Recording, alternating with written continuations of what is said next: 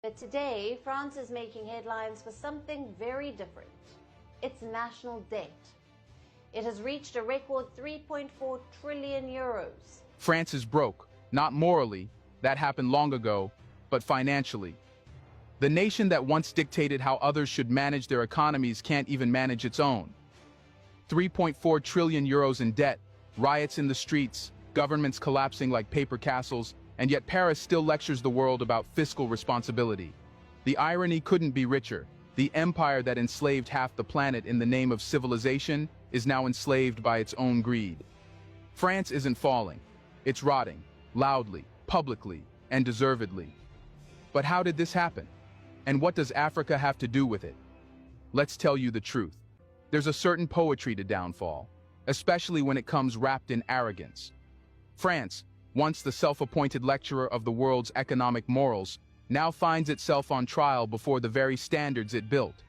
The numbers are no longer whispers in financial journals. They're sirens. 3.4 trillion euros in public debt. That's about 115.6% of GDP, nearly double the European Union's responsible limit. To grasp how absurd that is, imagine an African finance minister presenting a budget with that ratio. The headlines would scream, fiscal collapse. But because it's Paris, the story is softened into economic headwinds. This isn't just a line on a balance sheet.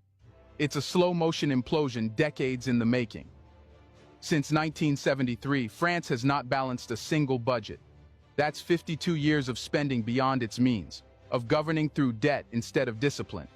Every president, left, right, or centrist, has added another layer of credit on top of crumbling credibility. What once passed as economic sophistication now looks like the refined art of denial. The facade cracked first during the pandemic years. France opened the treasury floodgates, pouring billions into lockdown relief and health subsidies, an understandable move at the time. But when the pandemic faded, the spending didn't. Then came the Russian gas crisis of 2022.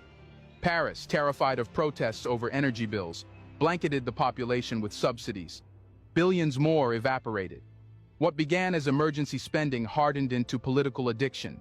The idea that every crisis could be fixed with borrowed euros.